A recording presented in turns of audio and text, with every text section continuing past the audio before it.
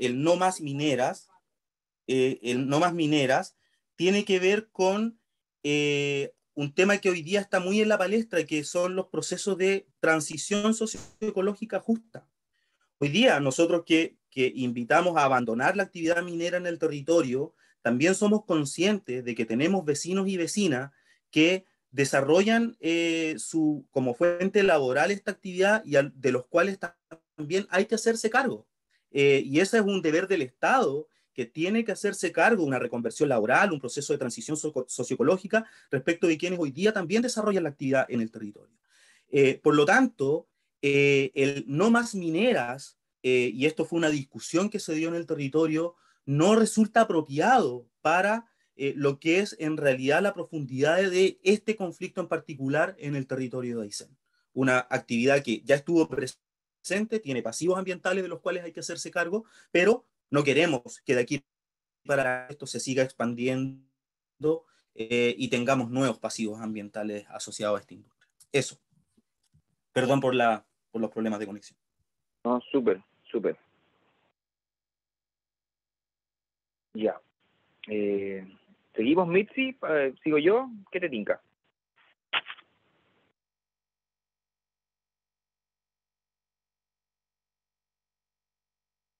Bueno, ya, bueno, sí, dale tú. bueno, estoy tratando de cambiarme. Si quieres, sigo yo. Dale tú por mientras, ya. Pato, y luego voy yo. Muchas gracias ya, por la oportunidad. Ya, súper. Entonces, bueno, como hoy a doble audio acá vamos a... Ahí está. Bueno, como decía Erwin, bueno, lo que hicimos nosotros para esta presentación y dando un poco el contexto general de cómo ha sido, cómo va a ser el taller, en la primera parte, la semana pasada, dimos una introducción de las características particulares de la región de Aysén en términos ecosistémicos, culturales, ¿cierto? Algunos pasivos ambientales en la historia de la región de Aysén, hicimos un paneo con los impactos que han significado distintas actividades en la región y también obviamente desafíos vinculados con el ordenamiento territorial y otro más que vamos a profundizar en la última clase. En esta clase particularmente vamos a ver algunas amenazas puntuales, obviamente hay muchas más también, pero las que hemos identificado y en las cuales nos hemos involucrado principalmente las 4 personas que estamos acá, Mitzi, Peter, Erwin y yo. Obviamente hay muchas más personas, hombres y mujeres de la región de Aysén que se han involucrado antes que nosotros, ¿cierto? En paralelo también en distintas causas y movimientos, porque estas son causas ciudadanas. Y en el fondo, y en esta clase están salmonicultura, ¿cierto? Minería. Yo voy a hablar específicamente de algo que se dedicó un curso completo a eso, que es el tema de los megaloteos, que es como la amenaza más reciente en términos de visibilidad, porque obviamente es algo que ha ocurrido a nivel nacional hace tiempo, pero que hemos identificado y que lo incorporamos dentro de lo que son los impactos ecosistémicos y sociales que genera esta acción. Y otros temas, la próxima clase vamos a seguir con otras áreas también, y la última clase va a ser con los desafíos y qué hacemos al respecto, para que no solamente quedarnos tomando mate diciendo, pucha, estas son las amenazas, esto es lo que ocurre, sino que también qué podemos hacer al respecto. Voy a compartir pantalla, específicamente yo voy a presentar lo que... ¿Dónde está el PowerPoint? Acá está.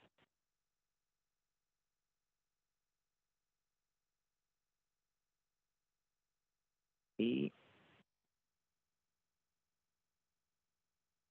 estoy abriendo.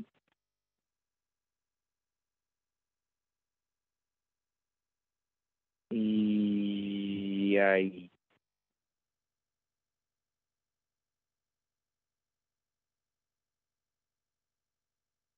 ¿Se ve bien la presentación? ¿O no? Sí, ahora se ve. Se ve bien. Y ahora Ya sí. voy a mover aquí. Ya.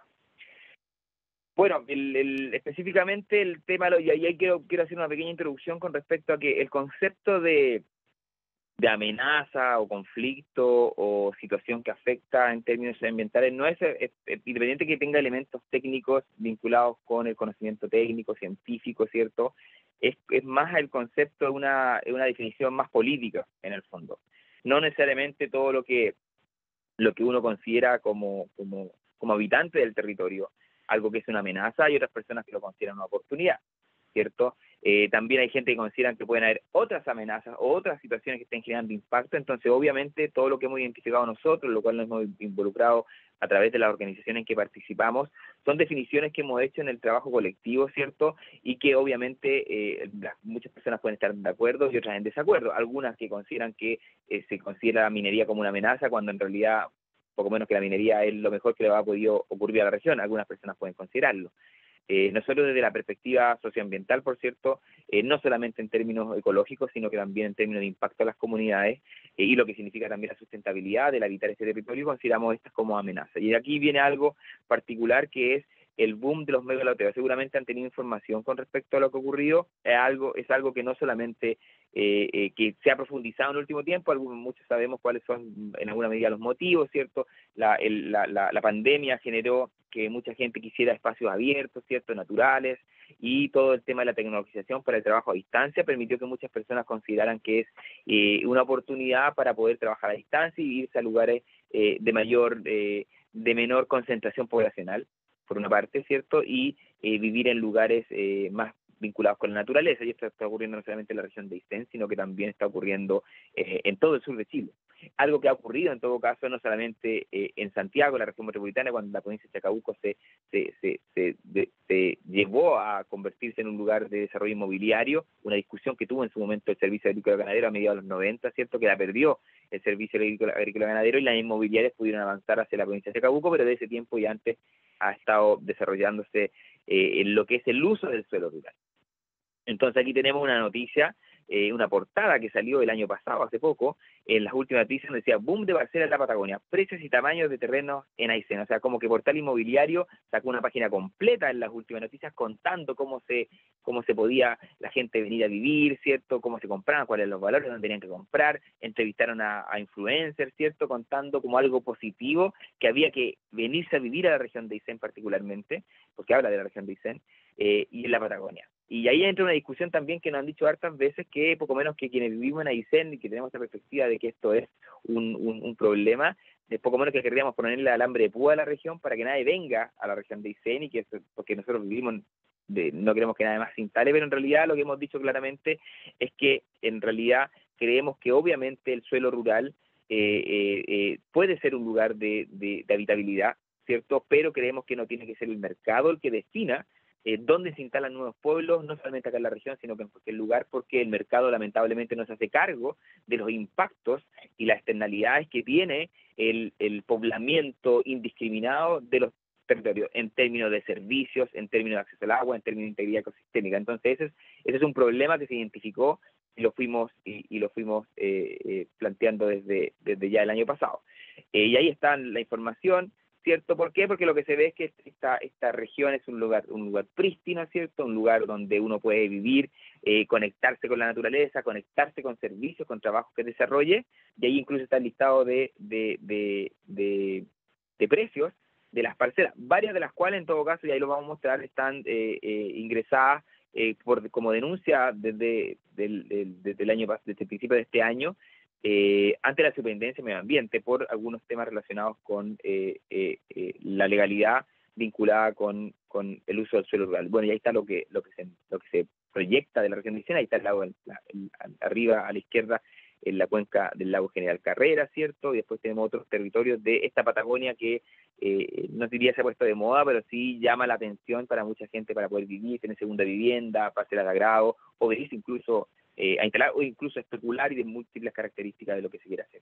Bueno, y eso se ha traducido en el último tiempo en un nivel de parcelación masiva, porque ahí queremos aclarar que desde las organizaciones que son Aysén Reserva de Vida, ¿cierto?, la Corporación para el Desarrollo de Aysén, la ONG FIMA, que es la que da la oportunidad de este curso de la Universidad Socioambiental, que hemos trabajado juntos en las denuncias, ¿cierto?, en las presentaciones y en todo el trabajo, no se está cuestionando en alguna medida todo lo que es la subdivisión que se realiza por fines hereditarios, cuando a veces hay un propietario, una propietaria, ¿cierto?, un matrimonio, o muere uno de los dueños del terreno, ¿cierto?, los grandes campos o campos cualquiera, y en el fondo obviamente los hijos quieren tener claridad con respecto a cuál es el terreno donde van a estar, y se hacen subdivisiones con fines hereditarios o de sucesión.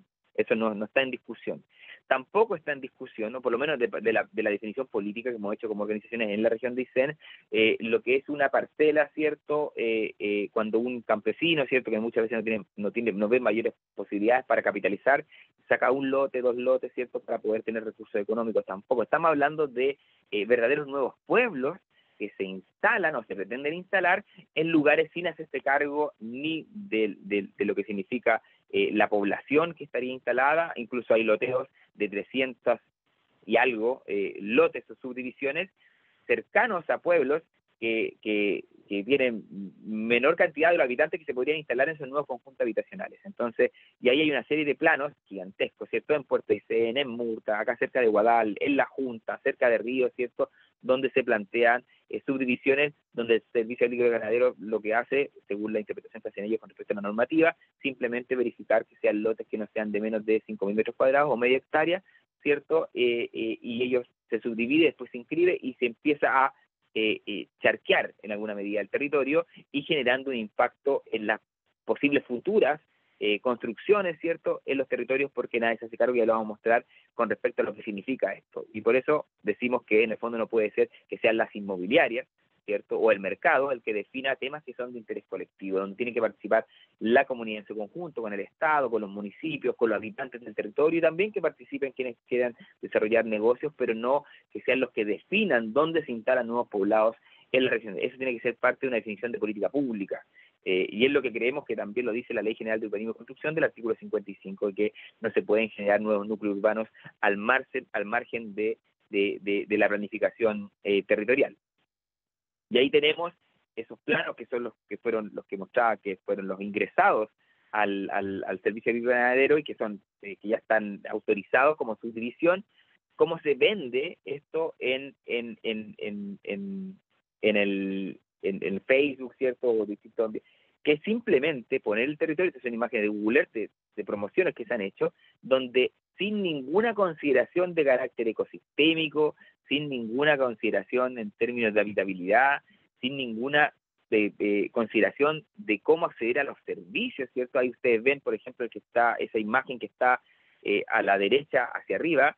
Vemos que incluso hay unos lotes que están en la ladera del cerro, que en el fondo hay un tema de riesgo ahí que no está considerado, y en el fondo es simplemente ver el territorio y hacerlo como una lonja, ¿cierto? Como un cuadriculado, sin ninguna consideración de ningún tipo, con la finalidad de poder hacer negocios con una plusvalía tremenda. Nosotros creemos que el uso del territorio, o por lo menos la gestión del territorio, tiene que ser con consideraciones de cuenca, con consideraciones ecosistémicas y también con consideraciones con respecto a las comunidades que viven ya y habitan esos territorios. Pero aquí no hay ninguna consideración de ese tipo. Hay distintos niveles, obviamente, de subdivisiones. Hay, o por lo menos de proyectos de ese tipo. Hay unos que usan el concepto de derecho real de conservación, ¿cierto?, para proteger algunos lugares de los que serían intervenidos, otros simplemente charquean, como se ha visto ahí. Hay para todos los gustos, pero nosotros lo que decimos es que en el fondo no puede ser a gusto del mercado, no puede ser tampoco que exista una autorregulación, de que en el fondo el mismo impulsor de los proyectos defina esto es bueno, esto es malo, esto es positivo, sino que creemos que es la política pública, a través de instrumentos de planificación territorial, incluso a través de instrumentos de gestión ambiental, como pueden ser el mismo sistema de evaluación de impacto ambiental, los que tienen que definir con una mirada de interés público cómo se usa el suelo rural. Aquí tenemos una información de cómo ha sido el avance en términos de parcelaciones en la última década de la región de Aysén. Al año 2012 se generaron nuevas 865 subdivisiones, o sea, parcelas nuevas, ¿ya? Normalmente la parcela matriz, el rol matriz mantiene una gran cantidad y después se empiezan a parcelar otra, pero vemos cómo fue aumentando. 865 el 2012, 1155 el 2013, así sucesivamente, hasta que ya el año 2016 se eleva a 2350, 2017 3069, 2018 3532, 3228 el 2019, se dispara el 2020 un poco más a 3991, ya el 2021 fue impresionante, con 7.372 subdivisiones. Entonces ha ido increciendo, ha ido aumentando la subdivisión sin ninguna consideración de carácter de planificación, de carácter ambiental, de carácter de servicio de las comunidades. Entonces creemos que eso tiene que ser regulado de alguna forma.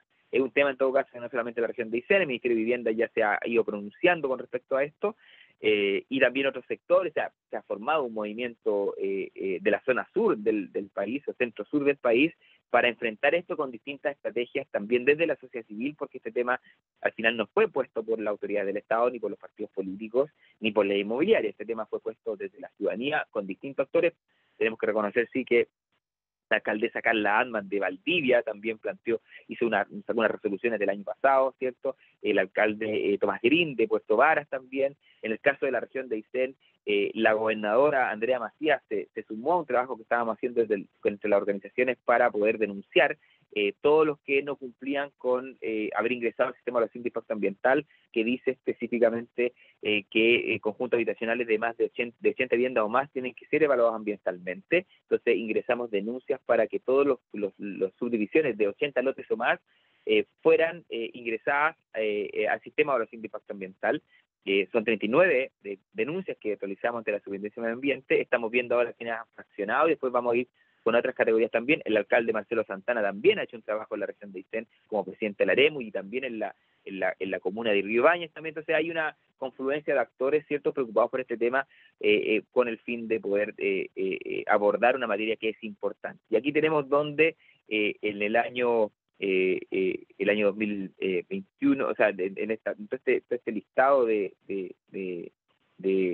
subdivisiones, donde fueron la mayor cantidad de subdivisiones. Bueno, lógicamente en la comuna de Coyhaique y la comuna de Aysén, porque hay una mayor población, ¿cierto? Y prácticamente por una extensión de las ciudades, la gente que vive en la ciudad y que quiere vivir cerca de la ciudad empieza a parcelarse, y después está la comuna de Río Ibáñez, ¿cierto?, que también tiene un alto índice, entre por la cercanía seguramente a Coyhaique, por el tema de la pavimentación, ¿cierto? Así que mucha gente que considera que puede vivir ahí, en el sector rural, pero también irse al pueblo. Entonces esto es como una cosa más de trabajo, ¿cierto?, de vida.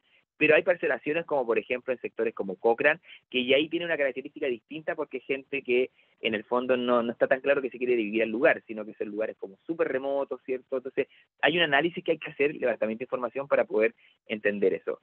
Y ahí un poco de información con respecto a lo que hemos hecho como organizaciones. El año pasado la Corporación Chelenco, en agosto, bueno, empezamos a publicar artículos vinculados con esta situación, un poco para poner el tema en la región de Aysén en discusión.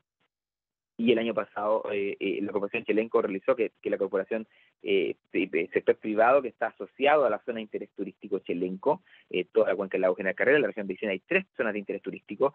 La zona de interés turístico Aysén, Patagonia, Keular, ¿cierto?, de la zona norte de la región de Aysén. Está la zona de interés turístico Chelenco, que es la ex zona de interés turístico Lago General Carrera, que ahora es Chelenco, toda la cuenca del Lago General Carrera, y la zona de interés turístico Provincia de los Glaciares, que es toda la zona sur, Tortel, Cochrane y O'Higgins.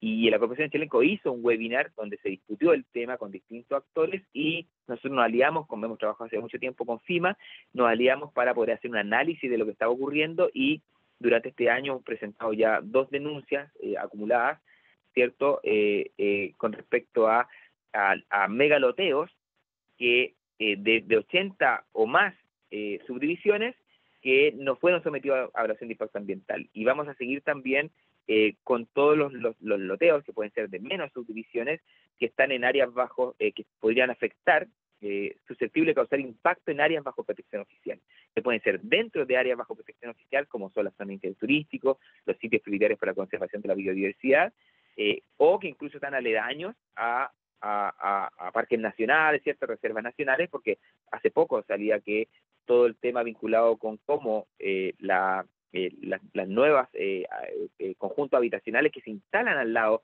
de aledaños a parques nacionales, a través, por ejemplo, un ejemplo de las mascotas que se empiezan a generar un impacto importante en la fauna nativa en estas áreas de conservación.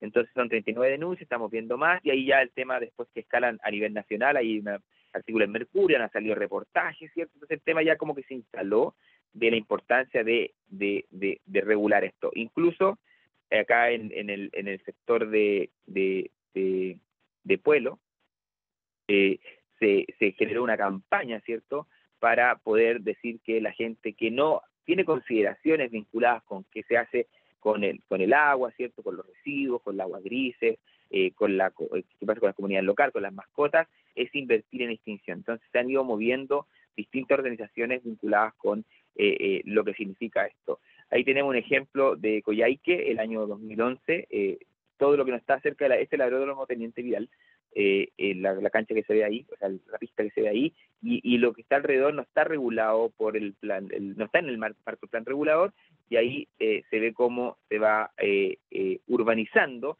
sin que exista ninguna consideración vinculada con que es suelo rural y que el suelo rural no puede generarse conjunto habitacional así a mansalva, sino que tiene que ser parte de una discusión un poco mayor con incluso el Ministerio de Vivienda y Urbanismo, el Servicio Agrícola Ganadero, ¿cierto? Temas vinculados con Cernatur cuando está dentro de una zona de interés turístico y otros organismos públicos que no había una coordinación, lamentablemente, pero actualmente se está tratando de hacer eso, incluso se va a generar una mesa regional sobre el tema de los megaloteos, donde participaría la sociedad civil junto con organismos públicos para ver estrategias para enfrentar el tema, porque hay estrategias a nivel nacional, pero también debería haber estrategias a nivel regional. ¿Qué impactos tiene? Porque es la discusión con respecto a lo que pasa con la subdivisión. Bueno, en términos ambientales y sociales tiene muchos impactos cuando se hace sin planificación. Lo primero es que cuando se construye masivamente en el suelo rural, hay obviamente pérdida de biodiversidad, pérdida de la capacidad productiva del suelo. Cuando una ciudad se instala en un lugar, o un poblado se instala, obviamente todo ese suelo que estaba generando no solamente servicios ambientales, como agua, como capacidad de captura de CO2, es modificada por la antropización que se produce a través de la generación de nuevos núcleos urbanos. Y también obviamente al perderse suelo, se pierde la capacidad también de generar alimentos, que es algo importante en periodo de crisis climática, que es algo que debieron considerar, y ahora que hay unos procesos vinculados con lo que es la soberanía alimentaria, la autoproducción de alimentos, es un tema que tiene que ser considerado. Todo lo que tiene que ver con el agua también es un impacto importante. Se altera el ciclo hidrológico y se disminuye la calidad del agua, porque en el fondo cuando se empieza a cortar bosques, ¿cierto?, para poder instalarse, para poder construir caminos, se impacta también en la capacidad que tienen los ecosistemas de generar o de retener el agua de los ciclos hídricos asociados a las zonas boscosas. Y obviamente se afecta en términos también de temperatura, erosión también, la infiltración de las aguas cuando se compacta el suelo a través de las construcciones, a través de los caminos, ¿cierto? Obviamente algo que afecta incluso no solamente a quienes viven en el lugar, sino que también a quienes se instalan en el lugar, sino que también a quienes han vivido anteriormente, porque obviamente si tenemos una población de 50 o 100 habitantes en un poblado y se instala un conjunto habitacional por un loteo que fue decidido por una inmobiliaria de 150, 200 lotes, obviamente esa gente va a necesitar agua, pozos, ¿cierto? Y que van a afectar cuando se instalan aguas arriba, ¿cierto? Las cuencas o cabeceras de cuenca, afecta obviamente la infiltración y el acceso al agua que tienen las comunidades que viven más abajo.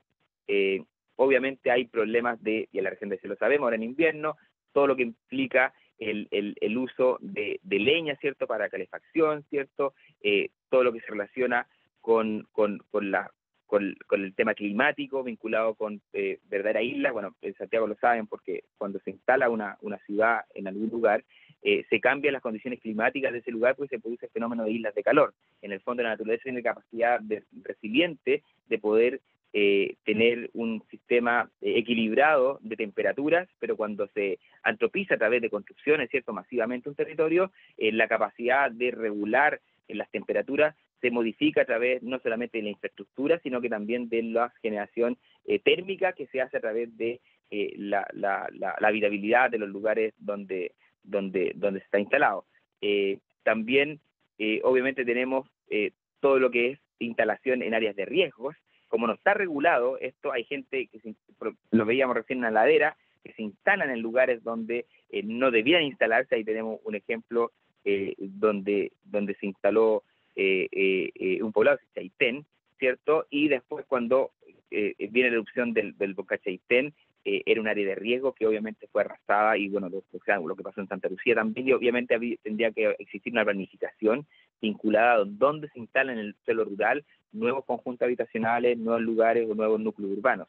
y eso debiera ser una definición no de partes particulares, sino que debería ser una definición de interés colectivo, o sea, a través del Estado. Y obviamente hay impactos también para las comunidades que viven en el lugar. ¿Qué pasa con la basura? Nos contaba el alcalde de Río Ibáñez en una presentación que lo que estaba ocurriendo en Ibáñez con mucha gente que se ha ido a vivir en la ruralidad, que le están dejando las bolsas de basura afuera de la municipalidad porque no tienen cómo llevarla a los lugares donde se dejan los residuos. Entonces, tiene que ver con los servicios de consumo de recursos como leña, ¿cierto? Tiene que ver con el acceso al agua, las aguas grises, hay gente que se instala a la orilla, hacia al lado de los lagos, de los ríos, ¿cierto? Pero tampoco tiene claridad con respecto a qué va a hacer con el agua gris. Entonces, creemos que en el fondo no debiera ser una discusión simplemente de carácter particular, sino que tiene que ser una discusión de conjunto de la sociedad, en el caso de la región de Aysén, o a nivel nacional también, pero en el caso de la región de Aysén, donde nos pongamos de acuerdo en cómo se va a utilizar. Y hay instrumentos de planificación, por cierto, que debieran avanzarse. Lamentablemente, no existe en la región de Aysén ningún plan regulador intercomunal, que son los que permiten generar una administración o unas definiciones con respecto al suelo rural entre localidades pobladas, localidades urbanas o centro urbano. Por ejemplo, está el intercomunal Coyhaique-Puerto Aysén, está ahí esperando a que se haga. Está el intercomunal General Carrera, que tampoco se ha aprobado. Entonces, igual hemos llamado a las autoridades a que puedan avanzar en estos instrumentos de planificación, ahora que se aprobó la Política Nacional de Ordenamiento Territorial, incluso las bajadas territoriales, para que nos pongamos de acuerdo con respecto a cómo se va a usar el territorio. Ahí lo voy a dejar para que después podamos conversar, ¿cierto?, sobre estos temas, algunas consultas que hayan con respecto a la estrategia, pero le doy una pequeña introducción a este tema para poder seguir conversando con respecto a los megaloteos y las otras amenazas que tenemos, particularmente en la región de Aysén. Y hay un curso completo de varias clases asociados a específicamente el tema de loteos que en la misma Universidad Socioambiental, que se puede encontrar también en la página web. Muchachos, Mitzi está, al igual que nosotros, con problemas de conexión también, y dado que producto de los mismos problemas nos fuimos alargando un poco, vamos a dejar la presentación que nos tenía preparada Mitzi el día de hoy sobre la explotación del sphagnum y las turberas para la próxima semana, así que Sofía, de pronto podemos quizás abrir o cerrar con un par de preguntas. Súper, muchas gracias Erwin y gracias también por la clase. Aquí se presentaron un par de preguntas. Cecilia pregunta, ¿cuándo se considera que se está generando un nuevo núcleo urbano o bajo qué parámetros se define? Sí, una buena pregunta, porque justo ahora tengo una resolución que salió de la Seremi de Vivienda y Urbanismo, que la voy a mostrar, la voy a buscar, donde aporta un poco a esa discusión. Hay muchas regiones que ya han sacado sus propias resoluciones donde hacen una interpretación con respecto a esta figura, y aquí la vamos a mostrar. Esta es del 30 de junio, es como súper fresquita. Hay otras que ya la tienen, pero la región de Aysén era la última que no tenía. Acá está. Y la voy a compartir para mostrarla. Ya. Aquí, cortito. Ahí está. Ya. ¿Ahí se ve? Sí. Esta es una resolución de la 334 exenta del 30 de junio de 2022, donde el Ministerio de Vivienda y Urbanismo, específicamente la Secretaría Regional Ministerial de Vivienda, estableció criterios regionales para cautelar lo instruido en el inciso segundo del artículo 55 del decreto con fuerza de ley, que es la Ley General de Urbanismo y Construcción, específicamente que dice que no se pueden generar nuevos núcleos urbanos al margen de la planificación. Y ahí establece algunos criterios, como por ejemplo cercanía al límite urbano.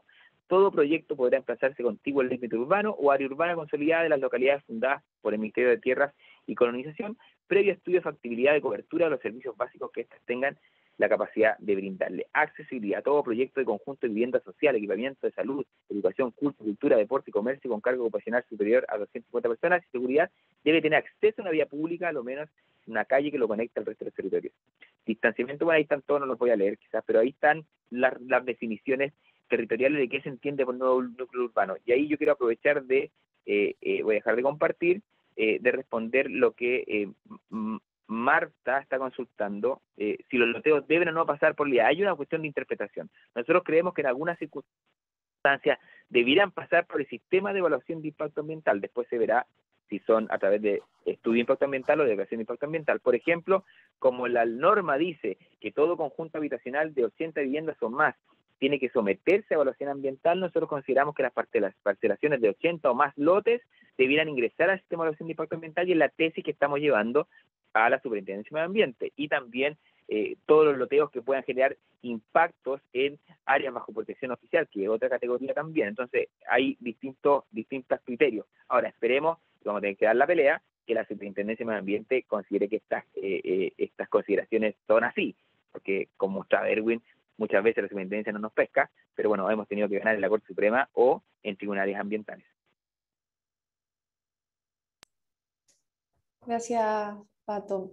Acá Felipe también pregunta, ¿las jaulas salmoneras tienen un rango de tiempo donde están funcionales? ¿Qué pasa cuando ya las condiciones ambientales donde se instalan se vuelven desfavorables? ¿Hay mitigación?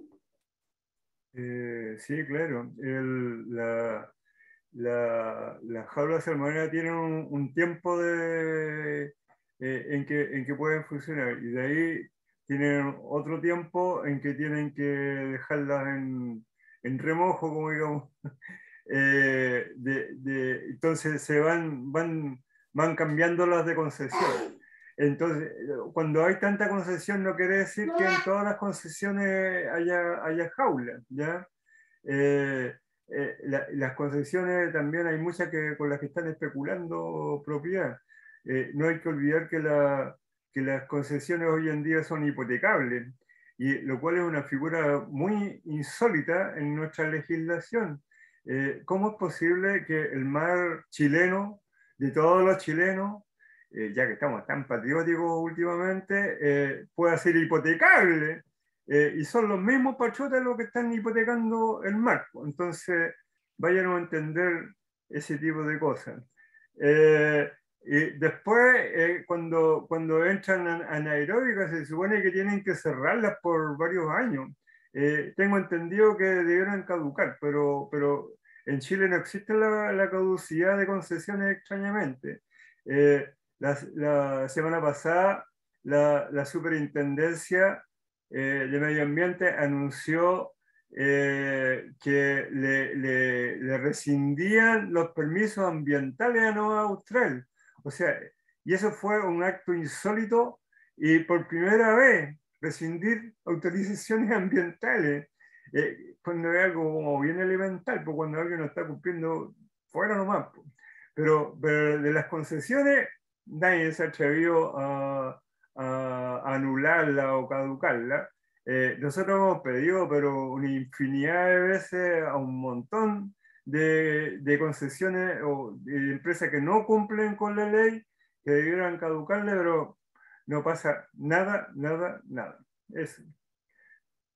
Lo otro, cuando fue lo del virus ISA, el virus ISA, ahí los obligó a cerrar zonas enteras, y ahí se formaron barrios, y barrios cerrados, barrios abiertos, donde había virus, donde no había virus, y fue una forma de proteger en realidad la actividad. Muchas gracias. Y aquí una última pregunta de Cristian Márquez, que pregunta si existe relación entre marea roja y el accionar de la industria salmonera, y si actualmente en la Patagonia existe algún sistema de monitoreo de las FAN. Las FAN son monitoreadas por el Instituto de Fomento Pesquero. Y claro que tienen relación, por más que la nieguen. Evidentemente las salmoneras niegan eso. las FAN se producen habitualmente por varios factores o por suma de factores. Uno de los factores es el aumento de nitrógeno nutrientes en la columna de agua, ¿ya?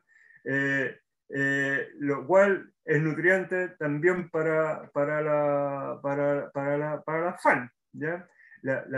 Estos organismos se alimentan de algo, y aquí le están dando harta comida y por eso aumentan. Pero además está el tema de la temperatura. Entonces, al final del verano, cuando el agua está tranquila y aumenta la temperatura y hay hartos nutrientes, tienen asegurada la FAN.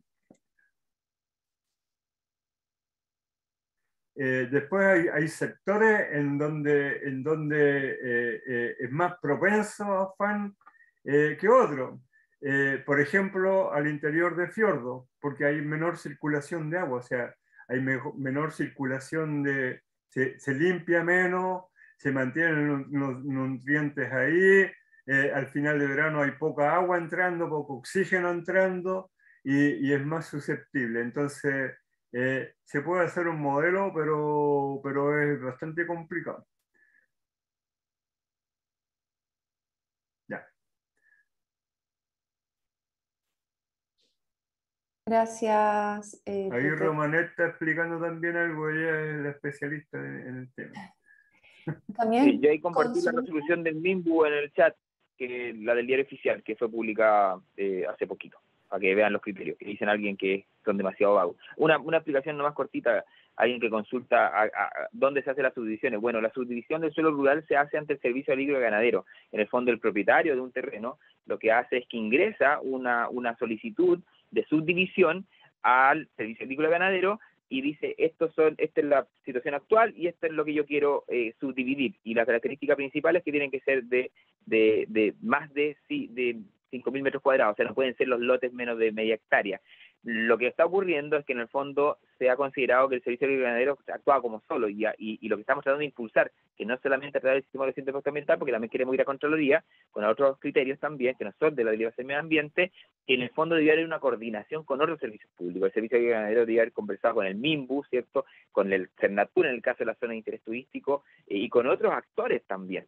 Y eso es lo que es parte de la interpretación que está haciendo y lo que está modificándose ahora con respecto a eso. Sabemos, y ahí termino, que, por ejemplo, el Servicio Agrícola Ganadero estableció que todas las subdivisiones de 80 lotes o más automáticamente la está enviando la Superintendencia de Medio Ambiente de motu propio. No está esperando que nosotros, como organizaciones, las llevemos como hemos hecho. Y están también mandando la Cernatura en el caso de zona de interés turístico, están mandándola también a la Superintendencia cuando están cerca de áreas bajo protección oficial. Entonces, se está moviendo un poco, hay una interpretación un poco distinta con respecto a lo que se ha venido haciendo, así como tierra de nadie. Y eso igual es un avance, pero obviamente hay que hacer muchas cosas más. me parece que respecto a este tema que pregunta Alejandro Núñez, ¿quién fiscaliza?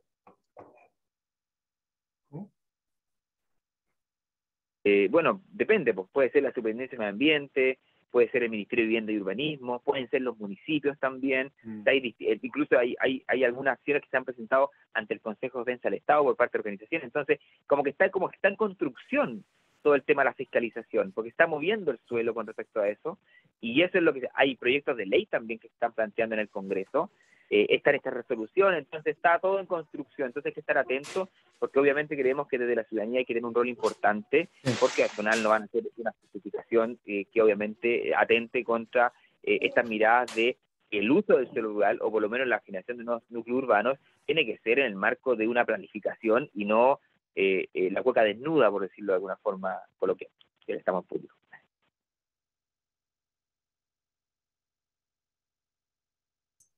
Súper. Muchas gracias, ya estamos en la hora, así que le agradecemos a los 4 profesores por esta segunda clase de la Patagonia como laboratorio, y los invitamos también a todos a asistir a la tercera clase el próximo jueves a las 7 de la tarde. Muchas gracias por su asistencia. Les recordamos que les va a llegar un correo al final de esta clase, que deben responder dejando sus comentarios o opiniones, y así nosotros también podemos llevar un catastro de su asistencia para poder certificar el curso. Así que muchas gracias, nos vemos la próxima semana. Chau, chau. Saludos a todos, nos vemos la próxima semana, a la misma hora, En el mismo canal. en el mismo canal. Chao, Bien. Chao. Gracias, se pasaron. Chau, chau. chao. Gracias.